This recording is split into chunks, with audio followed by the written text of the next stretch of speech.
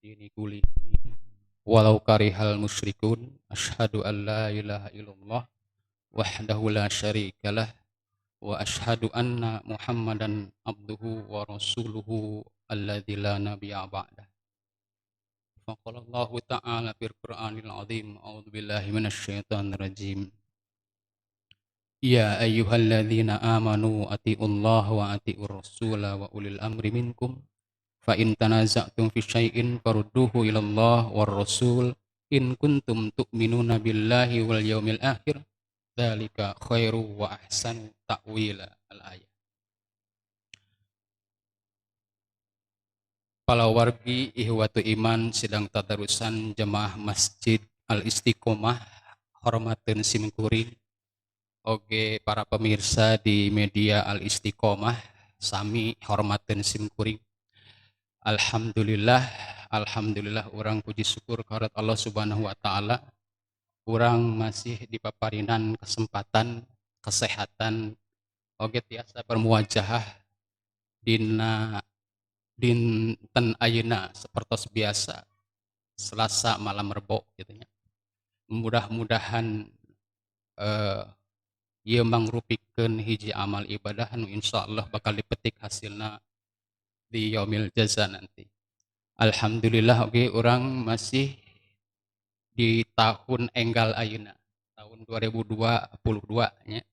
Tahun baru nu utamina mah urang tiasa diberikan kesempatan oleh Allah Subhanahu wa taala, diberi usia untuk senantiasa melaksanakan memenuhi kehidupan ini dengan amal ibadah. Karena kita tidak tahu ya, usia ini tidak ada yang tahu, dan usia ini bukan diperuntukkan bagi orang yang sakit. Usia ini bukan diperuntukkan bagi orang yang tua gitu ya. Tetapi usia ini diperuntukkan atau kematian ini diperuntukkan bagi orang yang hidup. Orang teterang ya usia orang dugikan ka iraha, teu apal. Aya anu ngora ge tiasa maot gitu. Aya anu anom keneh pun Adi Eka gitu nya. Kiai Haji Eka Permana umurna 43 tahun, abdi tos 50 tahun. Tapi panginten da inem ayana umur mah usia mah kematian itu bukan karena muda atau tuanya, tapi kematian itu keur jalma anu hirup. Saha wae nu hirup bade ngora, bade kolot, bade gering, bade henteu oge pasti nepangan. Maka nu paling inti khususna di bulan-bulan enggal ayeuna urang muhasabah, urang mengintrospeksi diri urang supaya urang benar-benar menjalani memenuhi kehidupan ini dengan amal ibadah. Dengan amal ibadah. Dan Allah Subhanahu wa taala memberikan kesempatan usia ini karena memang Allah Maha Rahman kan. Kata Allah, "Ya ayyuhal insanu innaka kadihun ila rabbika kadhan famulaqi." Kata Allah, "Hai manusia, kamu itu sudah berusaha sekuat tenaga ila rabbika kepada Tuhanmu. Kadhan famulaqi, maka kembalilah kepada Allah." Barangkali kematian itu menjadi rahmat bagi hambanya ya. Karena Allah ingin segera memenuhi atau menemui hamba yang soleh. Jadi kematian ini tidak perlu dikhawatirkan. Sebab kemungkinan kematian itu adalah rahmat Allah. Keinginan Allah untuk segera menemuinya. Makanya Allah memberikan kesempatan itu bisa jadi kita masih punya dosa. Bisa jadi kita masih punya hal-hal atau kesalahan-kesalahan yang harus kita taubati. Yang harus kita istighfar. Makanya mari kita isi sisa usia umur kita dengan meningkatkan ruh kita. Meningkatkan ruh iman kita itu dengan apa? Bisa dengan salat ya, salatnya atau salat wajib atau salat sunnah, maka perbanyaklah. Bisa juga dengan tilawatul Quran, bisa juga dengan zikir. Maka tiga hal itu bisa menambah keimanan kita agar kita senantiasa diwafatkan, disempurnakan umur kita dalam keadaan husnul khotimah. Mudah-mudahan ya Allah. Pada kesempatan ini sebenarnya ini lanjutan dari materi yang pernah tempo hari saya sampaikan, bahwa ketika kita menghadapi syariat itu, maka hal yang diutamakan bagi kita sebagai seorang muslim dalam kerangka kita melaksanakan syariat itu ada 5 hal gitu ya. Jadi kemarin kita membahas tentang bagaimana kita mensikapi syariah. Yang pertama adalah dengan syari'u wasabiku, bersegera dan berlomba-lomba dalam menjalankan syariah. Yang kedua, kita harus sami'na wa ta'na, harus sami'na mendengar dan taat. Yang ketiga, kita harus tasliman, harus berpasrah diri. Bentuk berpasrah diri itu adalah dengan menerima keputusan yang telah Allah berikan dengan tanpa ada keberatan di dalamnya. Juga yang keempat adalah kita melaksanakan syariat itu tidak sebagian-sebagian, harus seluruhnya, sagamblengna. Udhulu fisilmi kafah. Harus sagamblengna, juga tidak sebagian-sebagian. Maka kelima hal itu adalah syarat mutlak bagaimana Islam menjadi rahmatan lil alamin. Bagaimana mungkin Islam sebagai rahmatan lil alamin ketika kita menjalankan syariatnya tidak seperti hal tadi. Maka barangkali yang perlu kita tegaskan, tidak semua kita bisa melaksanakan syariat secara keseluruhan. Karena di dalam syariat Islam itu ada syariat-syariat yang harus dilaksanakan secara berjamaah. Karena syariat Islam itu adalah syariat berjamaah.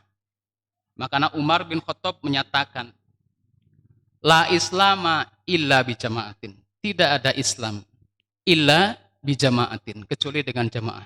Wala jama'ata illa biimaratin. Tidak ada jamaah kecuali ada imarah, ada kepemimpinan. Wala imarata illa bita'atin. Tidak ada imarah, tidak ada kepemimpinan kecuali dengan adanya ketaatan. Jadi ayat ketaatan, ayat imarah, ayat jamaah, baru Islam. Maka bagaimana Islam dapat dilaksanakan secara sempurna ketika kita melaksanakan secara berjamaah. Karena syariat Islam itu berjamaah. Satu contoh misalkan, syahadat, mengucapkan syahadat. Ketika ada orang yang mu'alaf masuk Islam, maka ada sunnah Nabi supaya diumumkan. Padahal bukan berarti harus mengucapkan syahadat la ilaha illallah, asyhadu an la ilaha illallah wa asyhadu anna Muhammadar di depan umum. Maksud Rasulullah agar umat tahu bahwa orang tersebut masuk Islam. Sekalipun tidak diumumkan, kalau ada setiap pribadi non muslim misalkan yang masuk Islam, ucapkan dengan sendiri gitu. Asyhadu an la ilaha illallah wa asyhadu anna Muhammadar Rasulullah. Itu secara mutlak Allah sudah menerima dia masuk Islam. Tetapi di sini karena berhubungan dengan jamaah, dengan umat yang lainnya, maka setiap umat Islam itu kan punya hak dan kewajiban terhadap umat Islam yang lainnya. Maka ketika kita tidak tahu bahwa dia itu Islam atau bukan, karena belum mengucapkan kalimat syahadat di depan umum, maka disinilah disyariatkan supaya dipublikasikan supaya umat tahu bahwa dia memiliki hak dan tanggung jawab yang sama dengan muslim yang lainnya. Maka itu juga berjamaah. Mengucapkan syahadat juga berjamaah. Bagaimana sholat? Sholat juga berjamaah. Rasulullah SAW senantiasa menganjurkan umatnya untuk sholat berjamaah. Karena Islam adalah berjamaah. La Islam illa bijamaah. Sekalipun kita melaksanakan sholat munfarid gitunya, tapi lihat di bacaan Al-Fatihah. Ihdinas siratal mustaqim. Ya Allah, tunjukkan kami. Kami di sini adalah domir jama'. Artinya maknanya adalah makna jamaah. Apalagi Rasulullah menganjurkan dengan keras supaya umat Islam, terutama laki-laki itu harus melaksanakan sholat berjamaah. Pernah suatu ketika Abu Umi Maktum ya menanyakan bahwa karena Abu Maktum itu adalah orang yang buta. Ya Rasul, apakah aku diberi rukhsah keringanan untuk tidak salat berjamaah? Ketika itu Rasul ada para sahabat yang lainnya. Kemudian Rasul merenung dan menjawab, iya, kamu punya rusa. Tapi setelah itu, belum juga keluar dari rumah Rasul, belum jauh dari rumah Rasul, Rasul memanggil lagi, ya Abu Maktun, wahai Abu Ummu Maktum, sini. Apakah kamu mendengar adzan? Ya Rasulullah, ya. Maka hendaklah kamu terus melaksanakan salat berjamaah bagi kamu. Jadi sekalipun ada ada halangan rukhsah atau ada hal-hal yang tidak bisa dilakukan dengan kekurangan fisik, tetapi salat berjamaah begitu penting bagi umat Islam. Karena apa? Untuk menyatukan keutuhan umat. Karena ini karakter umat Islam, karakter peradaban Islam itu berjamaah. Kata Umar, la islama illa bijamaah. Atau misalkan contoh yang lain, syariatnya seperti zakat. Zakat juga adalah ibadah berjamaah. Kata Allah, tu'khadu min agniyaihim. Bahwa zakat itu tu'khadu, diambil, dipungut min agniyaihim, dari orang-orang yang kaya, wa turaddu ila fuqaraihim, dan diserahkan kepada fakir miskin. Nah, itu adalah tugas pemimpin dalam jemaah. Apalagi haji ya. Kita nggak bisa melaksanakan haji sendiri. Ujuk-ujuk, harus buka biaya, izin sendiri. Berangkat sendiri nggak bisa. Di sana juga ditolak, mungkin tidak ada kuota. Harus ada jamaah atau nanti kepemimpinan. Karena adanya jemaah itu mengotomatiskan adanya kepemimpinan. Kita sholat di masjid, lamun teu acan aya imam teu acan sholat berjamaah. Masih sholat masing-masing, sok sanajan seueur gitu. Tapi ketika ada imam, baru bisa dinamakan sholat berjamaah. Nah, inilah karakter Islam, itu adalah agama yang berjamaah. Bisa dilaksanakan dengan jamaah. Maka di dalam hal ini, penting di dalam jamaah itu ada imamah, ada kepemimpinan. Karena ada beberapa hal. Dalam kesempatan ini saya tidak membahas tentang detail tentang pemimpin, tetapi mengungkapkan tentang begitu pentingnya kita berjamaah, dan di dalam jemaah secara otomatis ada imamah di dalamnya. Karena tidak mungkin kita melaksanakan syariat secara kafah ketika kita tidak memiliki kepemimpinan. Di dalam surat An-Nisa yang saya bacakan tadi di awal, bahwa adanya pemimpin itu adalah untuk keberlangsungan, kelestarian syariat. Allah Subhanahu wa taala nguningakeun, atiullaha wa atiur rasul wa ulil amri minkum. Nah, adanya ketaatan kepada Allah itu adalah mutlak. Adanya ketaatan kepada Rasul itu adalah mutlak. Demikian juga ulil amri harus ditaati, tetapi ulil amri tidak secara mutlak harus ditaati.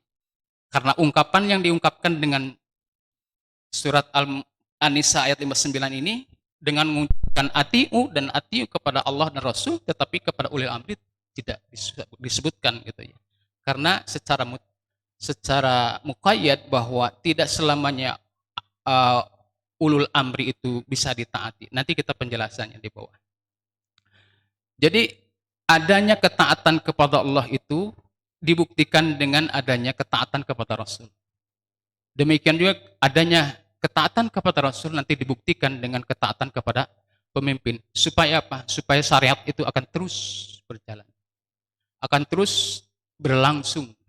Karena kalau tidak ada pemimpin yang meriasah atau mengatur kehidupan manusia dengan sesuai dengan syariatnya, maka tidak akan ada syariat atau tidak akan berlangsung syariat dengan sebagaimana mestinya.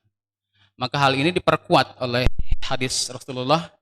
Di sini disebutkan, man ata'ani, barang siapa yang taat kepadaku, faqad ata Allah, maka sungguh dia sudah taat kepada Allah.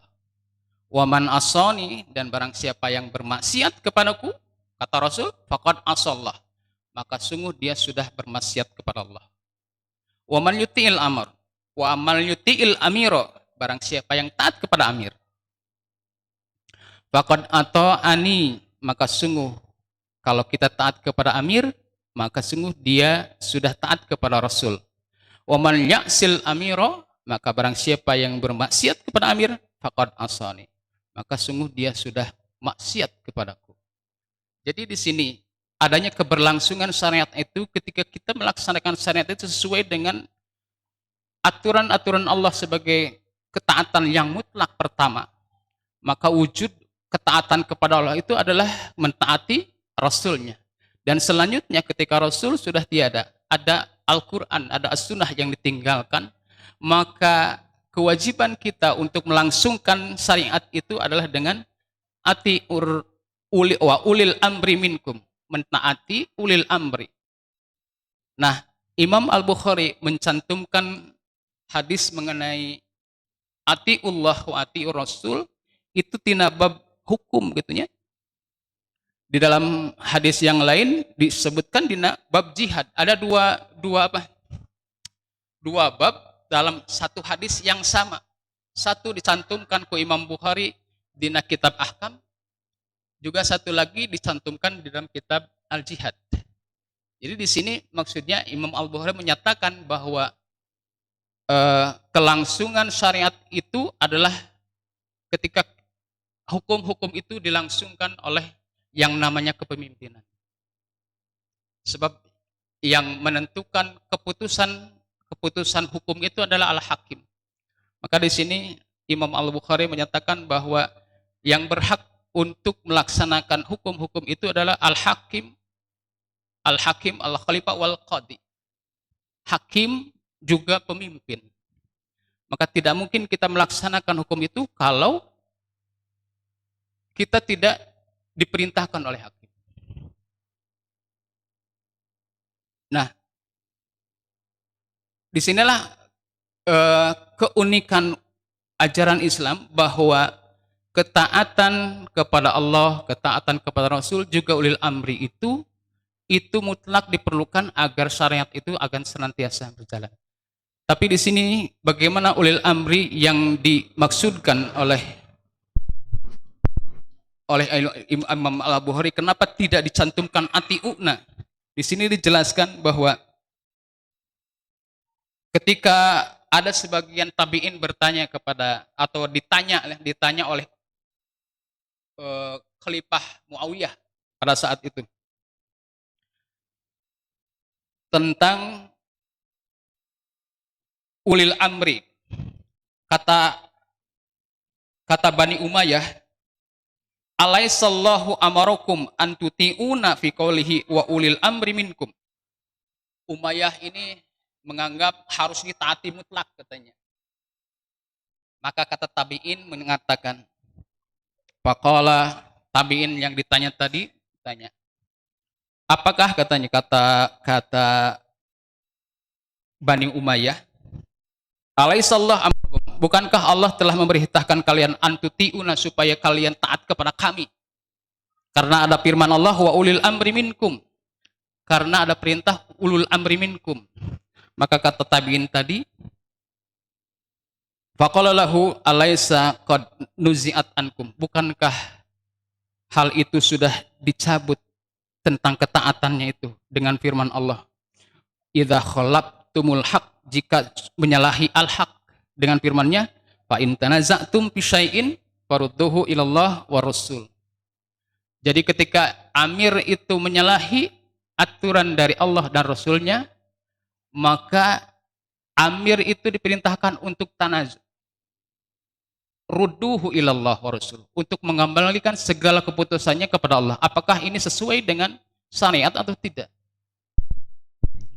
Maka disinilah begitu ketat gitunya, jangan sampai syariat itu dijauhkan atau melempar tina syariat. Sekalipun ada amir yang memerintahkan, tetapi ketika syariat itu disalahi, maka tetap tidak bisa ditaati. Karena Al-Quran itu dan As-Sunnah itu sebenarnya tidak akan mengalami perbedaan pendapat. Karena apa? Karena Al-Quran turun dari sisi Allah. Kata Al-Quran, afala yatadabbaruna Al-Quran? Apakah kalian tidak mentadaburi Al-Quran? Kalaulah Al-Quran itu laisa min indillah, kalau Al-Quran itu bukan di sisi Allah, lawajadu fihi ikhtilafan katsiran. Bahkan ada ikhtilaf yang banyak. Lamun lain di sisi Allah mah pasti akan berbeda pendapat, banyak ikhtilaf. Tetapi karena Al-Quran itu adalah di sisi Allah, maka sebenarnya tidak ada ikhtilaf di dalam agama. Maka Allah Subhanahu wa taala nguningakeun, wa atasimu kudu berpegang teguh bihablillahi jami'an. Wala tafarraqu, jangan sampai terpecah. Jami'an kudu bersamaan. Maka apapun itu, kalau keluar dari syariat, maka tidak boleh ditaati. Tetapi harus kembalikan semuanya permasalahan itu kepada Al-Quran dan As-Sunnah. Kenapa? Karena Al-Quran dan Sunnah di sisi Allah. Kalaulah bukan di sisi Allah, maka lawajadu ikhtilafan katsiran. Bakal terjadi ikhtilaf. Tetapi pada kenyataannya, ikhtilaf senantiasa ada ya. Karena berbeda pemikiran, berbeda pemahaman. Tapi yang jelas, bahwa kalau ikhtilaf itu dikembalikan kepada Allah dan Rasulnya, maka tidak akan terjadi perbedaan pendapat. Tetapi sekarang kenapa tidak bersatu wae gitu nya, masalah ikhtilaf ayak wae gitu? Karena tidak ada imamahnya. Tidak ada pemimpin yang menjadi wasit mana yang benar, mana yang salah. Ikhtilaf itu bukan saja terjadi pada masa sekarang, ikhtilaf itu pada zaman dulu juga, pada zaman Rasul juga ada ikhtilaf. Suatu ketika Rasulullah Shallallahu Alaihi Wasallam memberikan sutra, kain sutra kepada Usamah dan kepada Umar. Dua sahabat ini berbeda pendapat. Apakah sutra ini boleh dipakai atau enggak gitu nya. Usamah dipakai. Da ieu mah pemberian ti Rasul. Maunya Rasul masihan ieu bari teu dianggom atuh hianatnya karena pemberian. Tetapi Umar bin Khattab menyatakan tidak boleh dipakai karena ada dalil. Dalil syarat supaya tidak menggunakan, haram hukumnya menggunakan sutra. Maka dua hal ini berbeda pendapat. Maka ketika itu dilaporkanlah kepada Rasulullah. Ya Rasulullah, kumaha ieu duduk perkarana ieu. Kain sutra itu buat siapa dan buat apa gitu ya. Kami berbeda pendapat.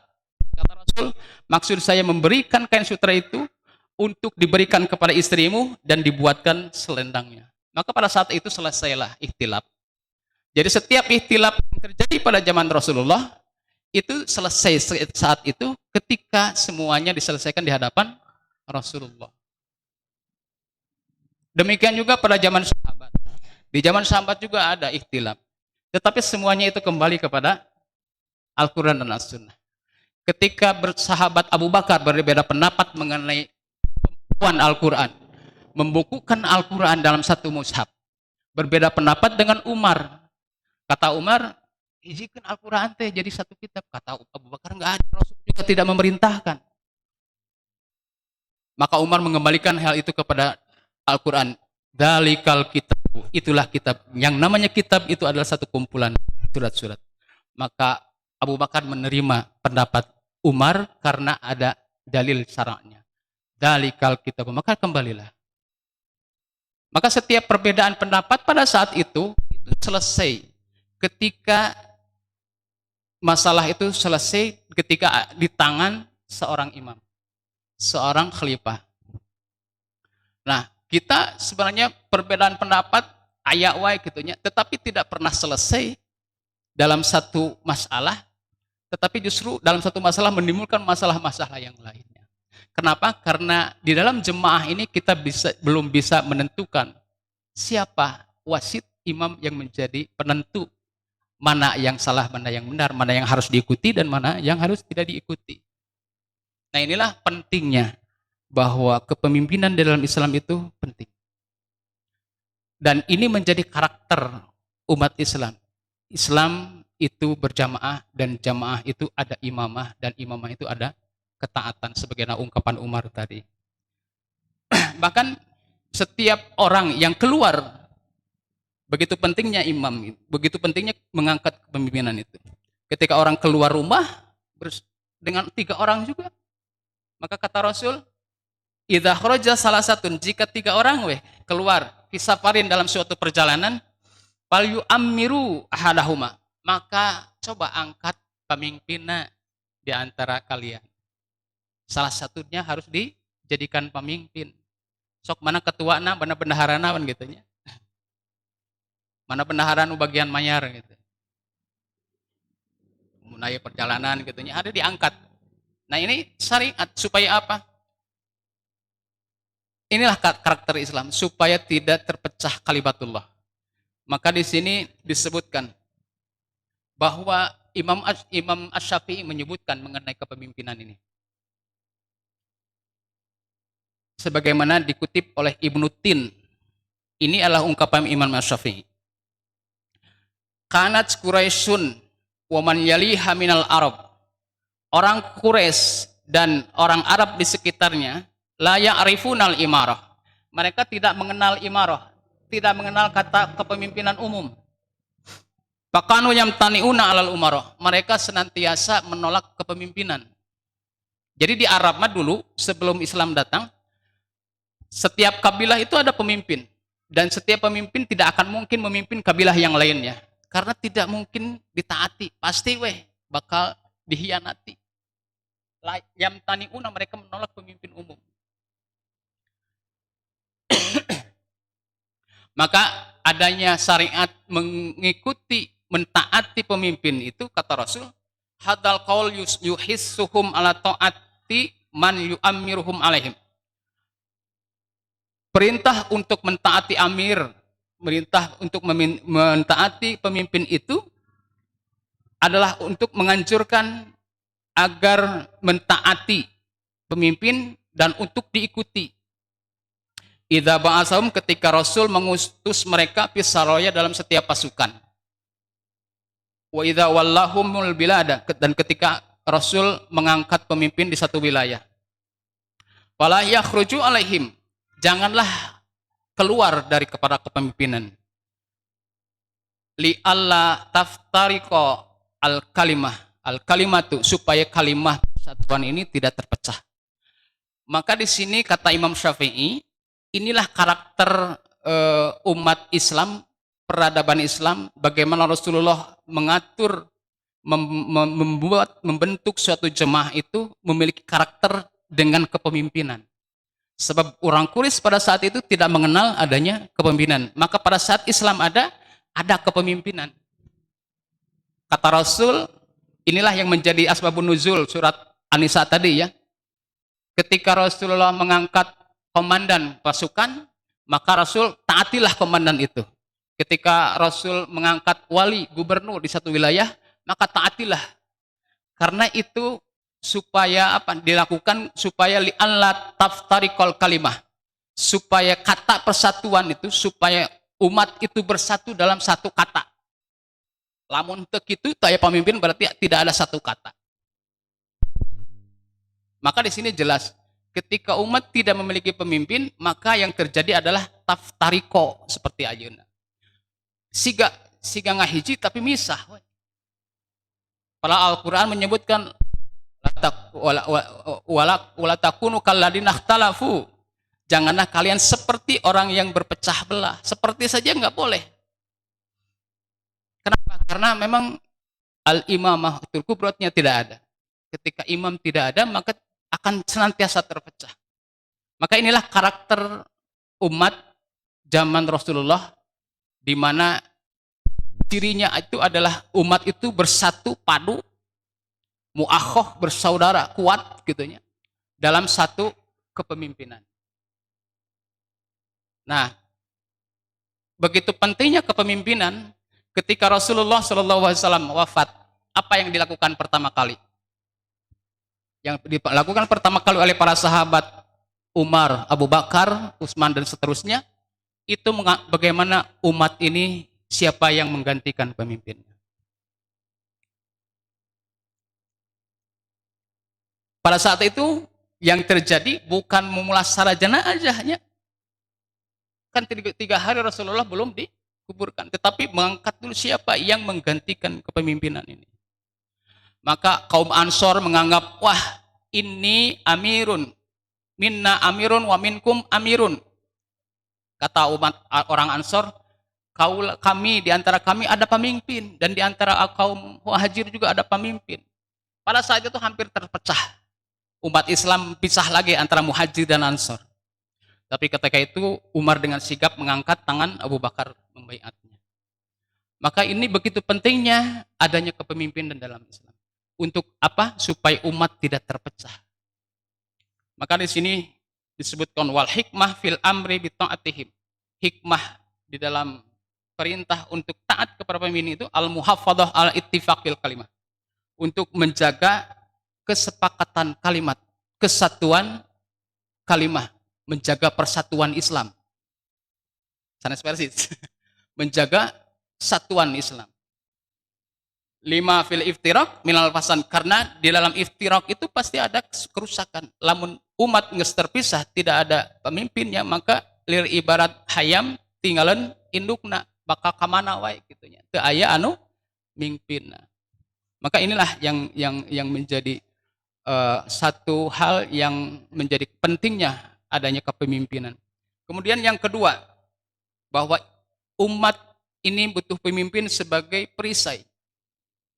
Pentingnya pemimpin itu karena pemimpin itu sebagai perisai umat. Rasulullah Shallallahu Alaihi Wasallam mengucapkan, bersabda, innamal imamu junnatun.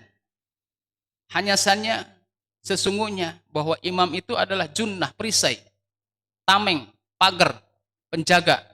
Yuqatalu min waraihi.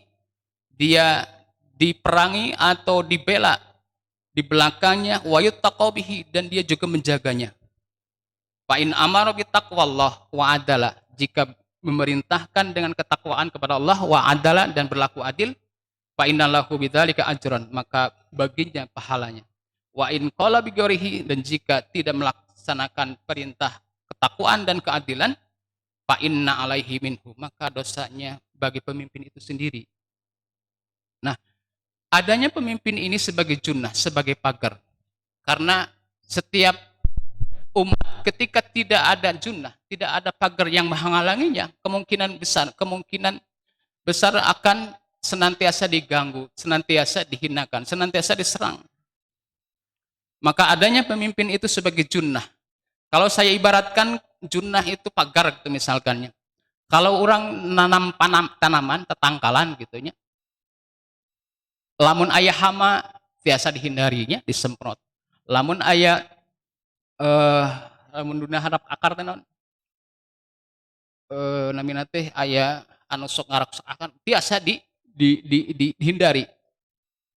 Tapi ketika aya domba gitunya, aya gogog, aya meri gitunya, ngalewat teu dipageran ieu bakal katincak. Maka kumaha supaya teu katincak, maka pageran atuh eta teh tatangkalan teh. Supaya teu aya bangsat. Dipasihan gogog atunya supaya aman teu aya bangsat. Karena junnatun itu. Imam itu sebagai junnah, sebagai tameng perisai. Lamun aya umat anu ganggu bakal dibela ku urang. Imam atau pemimpin yang diganggu oleh umat yang lainnya, maka kita membela pemimpin. Sateker kebek gitu ya, sampai kan kita berperang untuk melawan musuh-musuh imam tadi. Dan juga demikian, ketika kita menjaga imam, imam juga akan menjaga kita. Syariat akan senantiasa terjaga dengan adanya imam. Dan barangkali kita di zaman-zaman sekarang kan banyak aturan-aturan atau statement-statement yang justru akan mendangkalkan akidah orang gitu. Statement belajar agama matong jero teuing. Ya, agama mah sadayana ge sami. Itu adalah statement yang menyatakan menyesatkan gitunya. Bahkan kan di salah satu hadis yang nanti akan datang suatu zaman setelah kebaikan itu ada keburukan, dan keburukan itu adalah ditandai dengan du'atun ila adwabi jahannam. Ada para penyeru, ada orang-orang yang menyatakan statement yang mendangkalkan syariat, yang mendangkalkan akidah. Ya, kazamanan ayuna banyak yang harus yang tidak semestinya diucapkan, dan bukan kapasitasnya mengucapkan, ini diucapkan. Bukan kapasitas sebagai ulama, diucapkan kuno bukan ulama. Kan banyak yang memberikan fatwa tidak ada dasar ilmunya. Sehingga yang terjadi adalah terpecah belahnya umat. Karena tidak ada yang menjaga sebagai tameng syariat ini. Bagaimana umat Islam dibantai di negara-negara yang lainnya. Kenapa? Karena umat Islam tidak ada yang menjaganya. tidak ada tamengnya. Nah, inilah yang menjadi pentingnya bahwa umat ini harus berjamaah. Umat ini harus memiliki al-imamah. Nah, yang ketiga, bahwa syariat atau kepentingan kita terhadap kepemimpinan itu bahwa ciri pemimpin itu adalah ciri khas daripada peradaban Islam. Bahwa Rasulullah Shallallahu Alaihi Wasallam menyatakan setiap umat itu pasti ada pemimpin. Sebagaimana Bani Israel. Bani Israel itu dipimpin oleh para nabi. Bani Israel dipimpin oleh para nabi. Dan umat Nabi Muhammad dipimpin oleh Nabi Muhammad. Tapi setelah nabi tidak ada lagi nabi yang lainnya. Tapi akan ada para pengganti. Dalam hadis Abu Hurairah dinyatakan, qala Rasulullah Shallallahu Alaihi Wasallam, kana Banu Israel tasusuhumul anbiya. Kaum Banu Israel itu nanti dipimpin oleh para nabi. Jadi Bani Israel mah bakat tingku bedegongna, bakat tingku cerdasna itu cerdas dina kaluartina syariat, meminta alasan-alasan yang tidak masuk akal gitu. Bakat tingku besarnya penolakan mereka terhadap syariat, maka semuanya pemimpinnya dipimpin oleh para nabi. Tidak orang biasa gitunya, langsung pemimpin para nabi. Musa, Isa juga semuanya oleh para nabi. Harun, Yakub juga para nabi Bani Israel. Maka setelah kullama mata nabiyun, ketika satu nabi meninggal, qoma ba'duhum nabiyun. Di Bani Israel mah ketika nabi wafat, karena bisa saja wafatnya dibunuh oleh Bani Israel. Seperti Nabi Yahya ya dibunuh, dan nabi-nabi yang lainnya juga seperti Nabi Isa juga sebenarnya bukan dibunuh ya, tapi diangkat ke Allah. Tapi karena Bani Israel tidak setuju Isa itu sebagai nabi, karena lahir dari anak-anak haram gitu, tidak ayah bapaan. Jadi itu setuju uang kelang. Demikian juga kepada Nabi Muhammad, banyak hampir-hampir nabi terbunuh oleh Yahudi. Kenapa? Karena orang Yahudi tahu bahwa Nabi akan keluar. Nabi Muhammad itu tahu bahwa dia seorang Nabi, tetapi menolak, membangkang. Itu Yahudi. Kenapa Yahudi membangkang? Karena diprediksi bahwa Nabi Muhammad itu lahir dari hamba sahaya. Dari keturunannya Ismail. Di mana Ismail itu lahir dari Siti Maryam. Siti Hajar ya. Sebagai hamba sahaya. Makanya nggak mungkin, nggak elok gitu ya, nabi dari seorang turunan dari hamba sahaya. Maka Nabi Muhammad juga ditolak. Maka setiap Bani Israel itu dipimpin oleh para nabi, bakat tingkuang kelangna. Nah, wa innahu lanabiyya ba'di, tidak ada nabi setelah ikut. Setelahku tidak ada nabi. Wa satakunu khulafa fayaksurun, maka akan ada para pengganti nabi. Ada ulama warasatul anbiya. Para ulama itu adalah pewaris para nabi. Yang meneruskan cita-cita, yang meneruskan syariat itu adalah para khulafa. Di antara yang khulafa di sini bisa khulafa ur-rasyidin dan khulafa seterusnya. Payak suruna, akan banyak pengganti nabi. Nah, pengganti nabi ini yang maksud dengan amiri di sini. Perintah amirku itu adalah amir yang menjadi pengganti syariat yang dijalankan oleh Nabi. Maka ketaatan kepada ulul amri itu adalah ketaatan ketika ketaatan itu tidak sulaya dengan perintah Allah dan Rasulnya. Maka begitu pentingnya mentaati amir, mentaati pemimpin itu. Jangan sampai kita keluar daripada amir, karena karakter Islam harus berjamaah, karakter Islam harus memiliki amir. Maka ketika ada amir yang sedikit menyalahi aturan, maka kata Rasulullah, man ra'a min amirihi syai'an, barang siapa yang melihat amirnya sesuatu yakrohahu, yang tidak suka gitu ya, penguasa itu teresep gitu ya, dibenci, tidak mata milih misalkan. Kata Rasul, fal yasbir alaihi, sabar we. Nu penting orang teu kaluar karena kepemimpinan. Jadi selama pemimpin itu berbuat takwa tadi ya, bitaqwallah wa adalah, selama pemimpin itu berada dalam jalur takwa kepada Allah dan berbuat adil, maka bersabarlah. Fal yasbir, maka bersabarlah. Fa innahu man faraqal jamaah, karena siapapun yang berpisah dari al-jamaah. Berpisah dari jamaah itu berarti berpisah atau melanggar aturan pemimpin. Sibron, sekalipun hanya satu jengkal. Pamata, maka dia mati, illa mata mitatan jahiliyah. Tidak kecuali dia matinya itu dalam mati jahiliyah. Karena jahiliyah pada saat itu tidak mengenal amir. Adanya amir itu, pemerintah umum itu setelah adanya Rasulullah. Yang harus ditaati semuanya. Nah, ini begitu pentingnya kita memiliki amir. Begitu jangan sampai kita terpesah atau tidak mentaati amir. Seksanajan ada hal yang tidak disukai oleh kita, tetap jangan sampai faroko gitu ya, memisahkan diri dari pemerintahan. Maka ketika kita memisahkan diri, maka kata Rasul, mitatan jahiliyah, sarwa wejeng mati jahiliyah. Nah, bagaimana kalau ada amir yang punya kemunkaran, ada kemunkaran yang dilakukan oleh amir, harusnya bagaimana? Hadis nomor 7 bisa dilihat. Satakunu umara, nanti akan ada amir. Fata'arifuna, kalian akan mengetahui bahwa amir itu aya kemunkaran ya. Dina amir teh aya kemunkaran ya. Watun kiru, dan kalian juga ada yang mengatakan iya kemunkaran tapi harus diluruskan ya. Paman aropa baria, lamun kita tahu bahwa perbuatan amir itu munkar, baria, kita tahu dan kita tidak setuju bahwa perbuatan itu salah.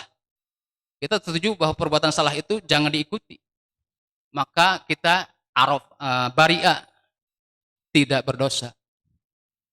Waman ankaro salima, lamun kita mengingkari dan kita mencoba untuk meluruskan amir tadi, mengkritisi amir tadi, maka kita sudah selamat. Jadi lamun ayat kemunkaran di sisi amir, kita jangan diam gitu ya. Paling tidak kita tahu bahwa itu adalah kemunkaran.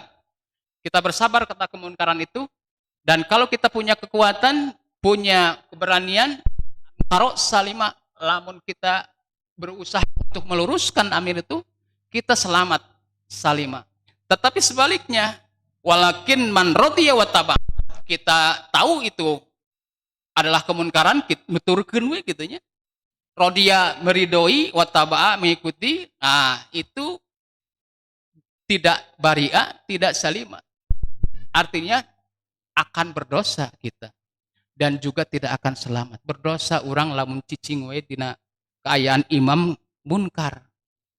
Sok atau kritik gitu nya. Makanya setiap pemimpin kita juga setiap kali ada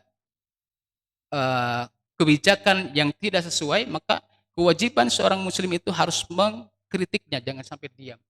Kita sekedar hanya tahu, tetapi lebih daripada itu kita mengkritisinya. Ankara, mengkritisi imam yang munkar.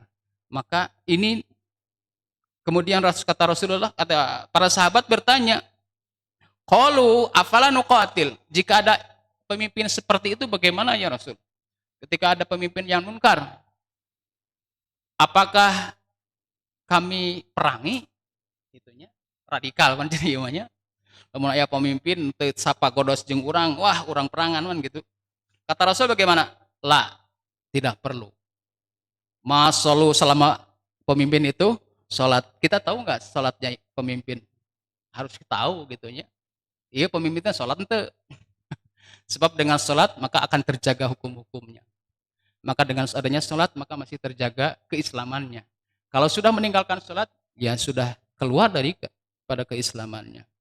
Artinya bahwa ketika imam itu sudah munkar, apalagi tidak menjalankan syariatnya, maka itu tidak perlu la ta'ata fi maksiatillah, tidak perlu mentaati di dalam hal kemaksiatan. Maka yang terpenting bagi kita bahwa karakter peradaban Islam, bagaimana Rasulullah SAW membentuk sebuah masyarakat yang Islam itu adalah dengan berjamaah.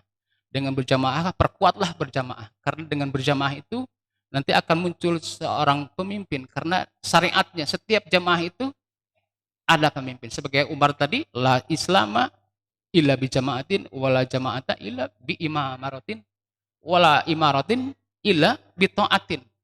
Maka keempat unsur tadi harus kita perkuat gitunya. Baik itu jemaahnya kita harus perkuat.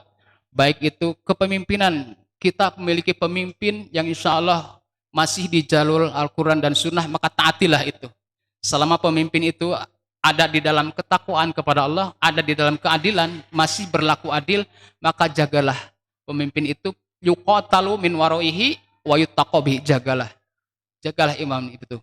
Karena kalau kita lepas atau keluar daripada kepemimpinan, maka mitatan jahiliyah akibatnya menjadi mitah jahiliyah. Kita mati dalam kejahiliyahan.